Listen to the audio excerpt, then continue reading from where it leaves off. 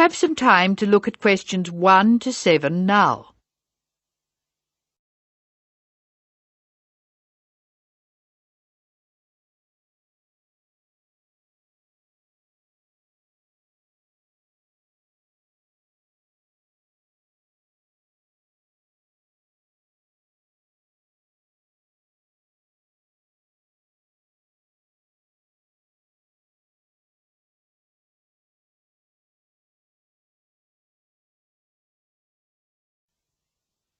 Now we shall begin. You should answer the questions as you listen, because you will not hear the recording a second time.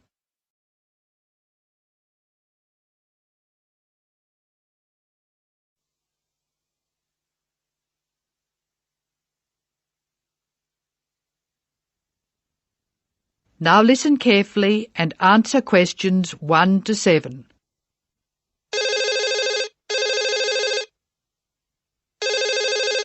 Hello, Megan speaking. Hello, Megan. Hello, Ken. I'm glad you called.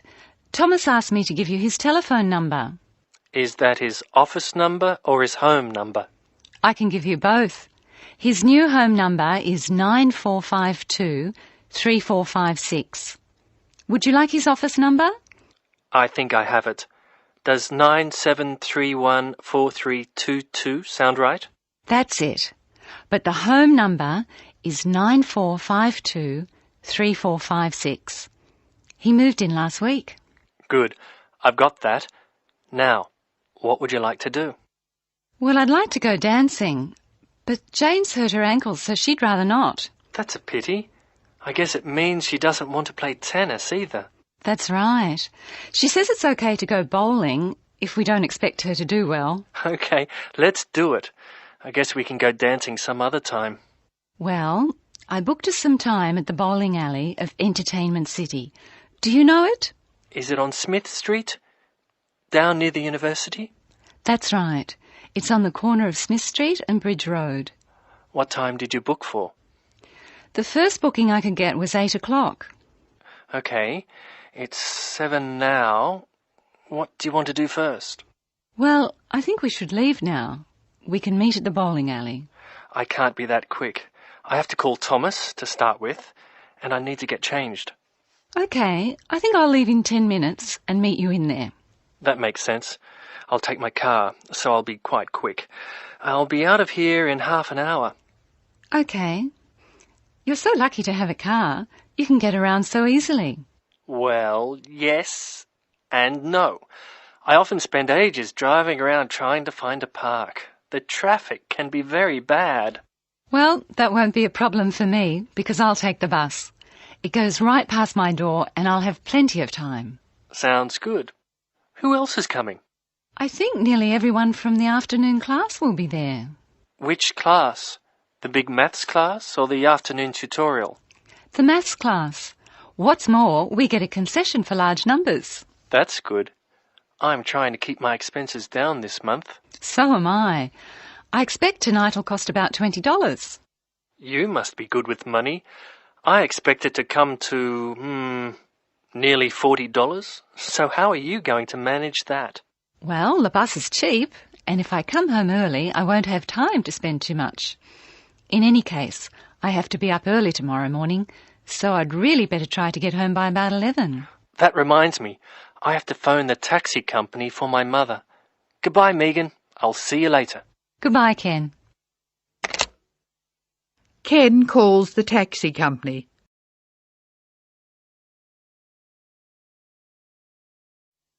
First, look at questions 8 and 9.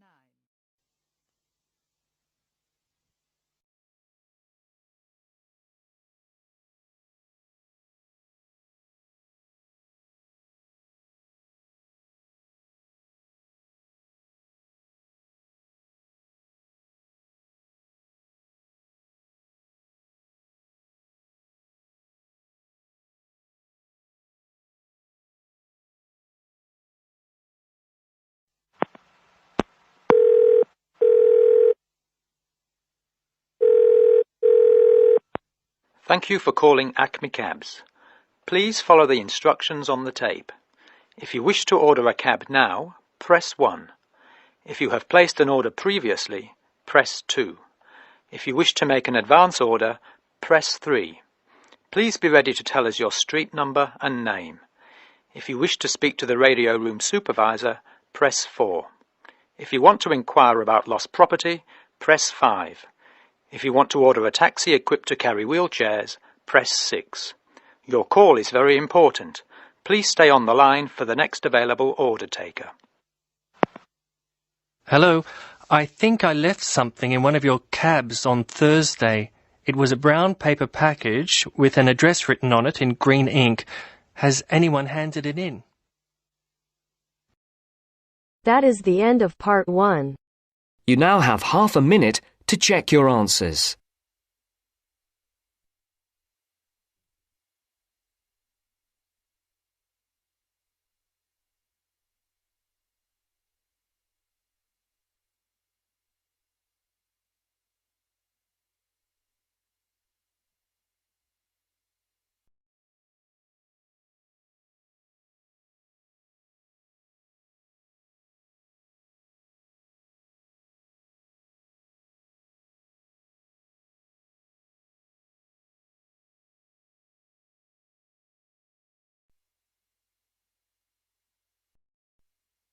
Now turns to part 2. Part 2. Listen to the guided tour commentary and answer questions 11 to 20.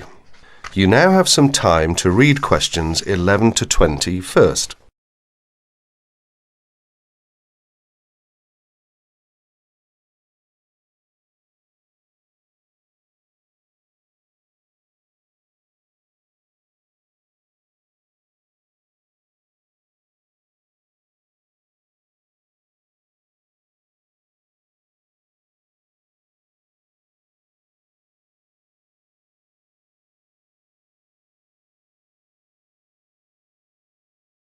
Welcome to the library tour.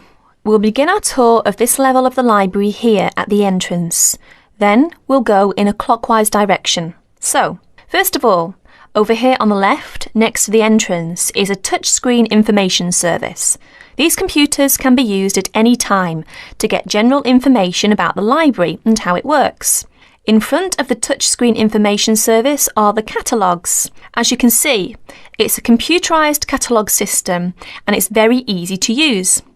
The catalogues are linked up to the other libraries at the university. So make sure you check which library a book is in when you are trying to locate a particular item. Next, along here on the left, we have the circulation desk for borrowing and returning books. The returns area, the place for returned books and other items, is at the end of the circulation desk, near closed reserve. Closed reserve, as most of you probably know, is a collection of books that are in high demand, so they are on restricted circulation. If a book is on closed reserve, you can only borrow it to use within the library for 3 hours at a time. Over there in the corner are the shelves for newspapers. The library has an extensive collection of local and international English language newspapers. They are kept on those shelves for 1 month and then stored elsewhere. As we continue on our tour, around to the right, this large central section is the reference section.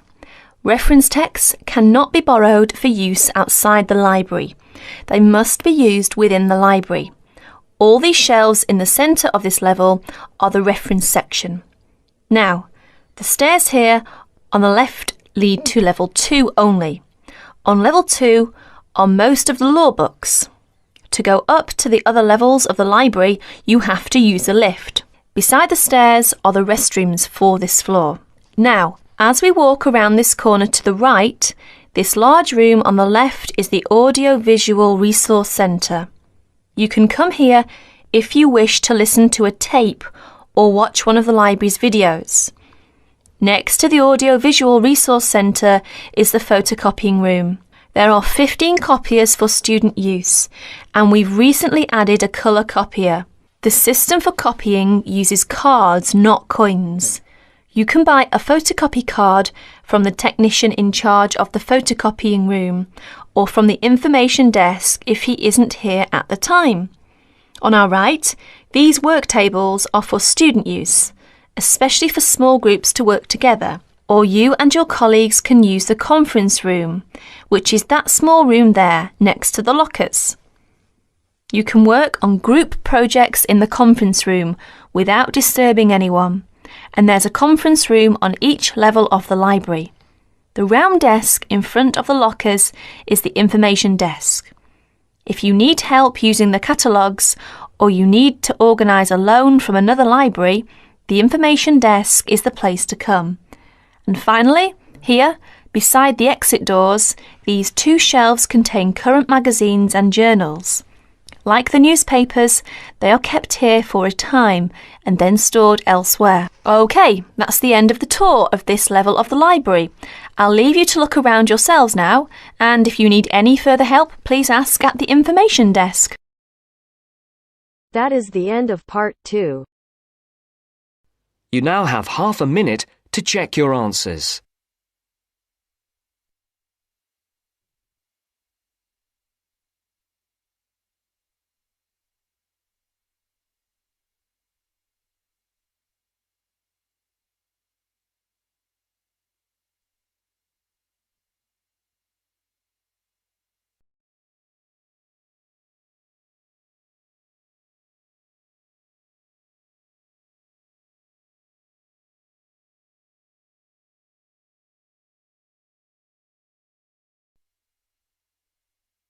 Now turns to part 3. Part 3. You will hear a radio program in which the speakers discuss the importance of looking after old people in winter. First, you have some time to look at questions 21 to 24.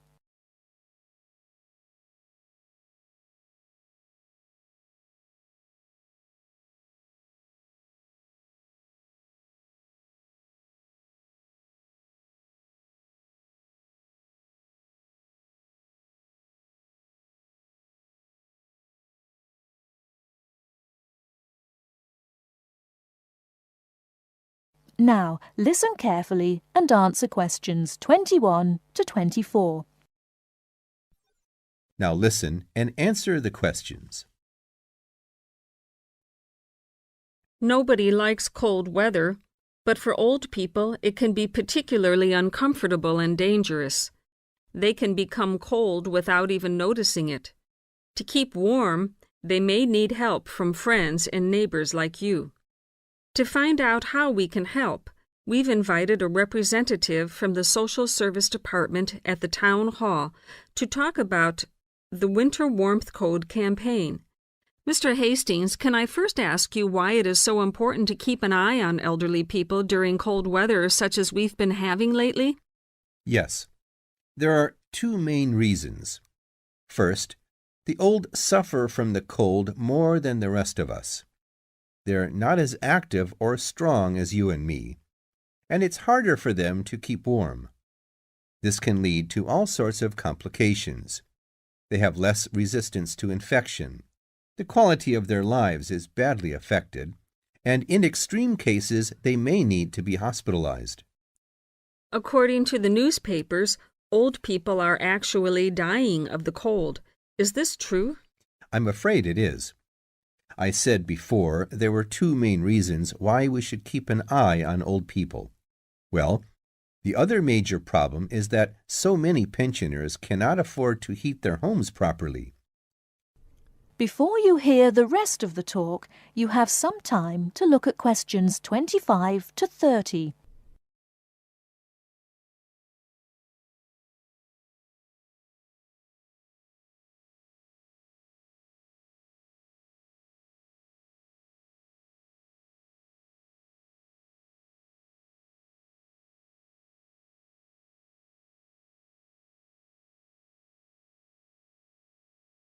Now listen and answer questions 25 to 30. They may already be living in difficult circumstances. Then, in an exceptionally cold winter such as this one, they may just not have enough money to pay for the extra heating necessary. It seems terrible that in a society such as ours, this should be happening. It is. And What the Winter Warmth Code campaign aims to do is to bring this problem to the attention not only of the government, but of everybody else in society. We all have a duty towards our old people to make sure that they do not suffer in this cold weather. So now to the practical side of things. What can we do to help? Well, we all know someone old, a relative maybe, a neighbor, someone living round the corner. We should adopt that person and make sure that we spare a few minutes every day to check that everything is okay. Make sure, even if the old person is not actually ill, that he or she is not suffering. Check when you go inside that the house or flat doesn't feel cold to you. It's a good idea to try to feel some part of their body, like their face or hands. Old people can become cold without even noticing it, you know. Okay, and if a person is too poor to afford to heat the house or flat? The best thing then is for the old person to live in one room only, and to make sure that that one room is warm. Check that the bed is on an inside wall. Move it yourself if necessary. Check the room for drafts.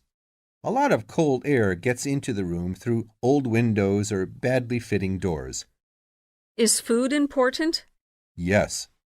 Make sure that the old person is eating well. You could help by cooking for them or doing the shopping. Remember, a good hot meal a day makes a big difference. Also, make sure that they are well dressed. Old people need to wear more layers of clothes than we do, particularly at night. One last question, Mr. Hastings. Is there nothing the state can do to help? Oh, yes, indeed. Contact your town hall to find out about local organizations already involved in this kind of work. If there is a local Meals on Wheels service, for instance, you could get your adopted old person on the list. Then, of course, there are also many state benefits which an old person could be entitled to, and which he or she doesn't know about, and which therefore he or she is not claiming. An extra problem here is that it can often be complicated, and old people don't like going to Social Security offices to fill in forms and all that. You can help by finding out for them what possibilities exist for claiming a little extra money from the government, then applying for it for them. That little extra could make all the difference. Yes, indeed. Well, Mr. Hastings, thank you for coming in and talking to us today. Thank you. That is the end of part 3. You now have half a minute to check your answers.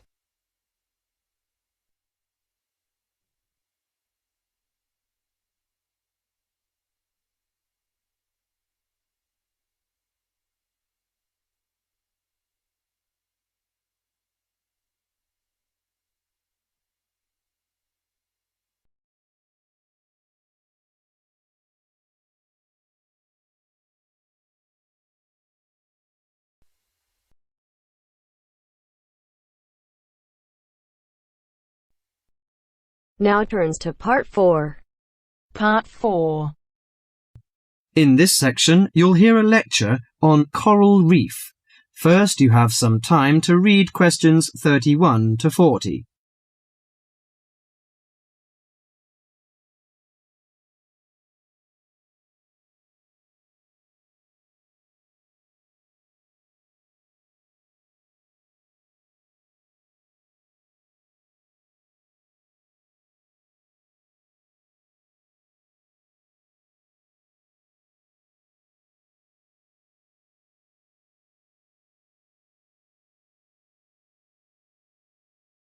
Now listen carefully to the lecture and answer questions 31 to 40.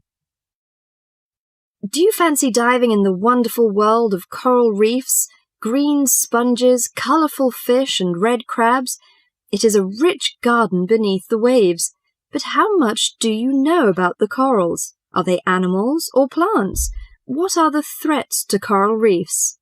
Today, Mr. Tim Harford, Executive Director of the Coral Reef Alliance, is going to introduce the facts about coral reefs. Good afternoon, everyone. Coral reefs are one of nature's most magnificent creations. It is filled with thousands of unique and valuable plants and animals. Over 1/4 of all marine species depend on healthy coral reefs. Humans also depend on coral reefs. These marine ecosystems are the primary source of food and income for millions of people, a vast repository of valuable chemical compounds and medicines, and a natural wave barrier that protect beaches and coastlines from waves and storms. Coral is actually the exoskeletons of coral polyps. Made from limestone, these skeletons build up over time, forming the reef. New corals are born each April. At a certain hour, on a certain night, mature corals suddenly release clouds of eggs and sperm into the sea. After the fertilized eggs take root on the seafloor, they can grow up to 15 centimeters per year. Coral reefs are present in the waters of over 100 countries. These are warm, 18 to 29 degrees centigrade, shallow, sunny regions primarily between the tropics of Cancer and Capricorn. Only clear, warm salt water can support a coral reef. And because sunlight is crucial to the reef's survival, the water must also be shallow. The algae that grow on coral provide much of the coral's food. In deeper water, algae cannot get the sunlight they need to grow. Most coral reefs are in the tropics because natural conditions there are perfect. In their modern form, coral reefs have thrived on Earth for over 50 million years.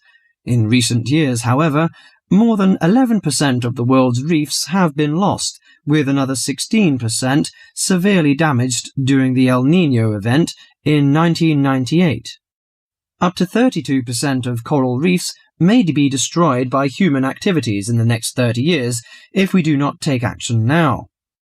Corals and coral reefs are extremely sensitive. Slight changes in the reef environment may have detrimental effects on the health of entire coral colonies. These changes may be due to a variety of factors. One of the greatest threats to coral reefs is human expansion or development. As human population increases, so does the harvest of resources from the sea. Due to overfishing, reef fish populations have been greatly decreased in some areas of the world.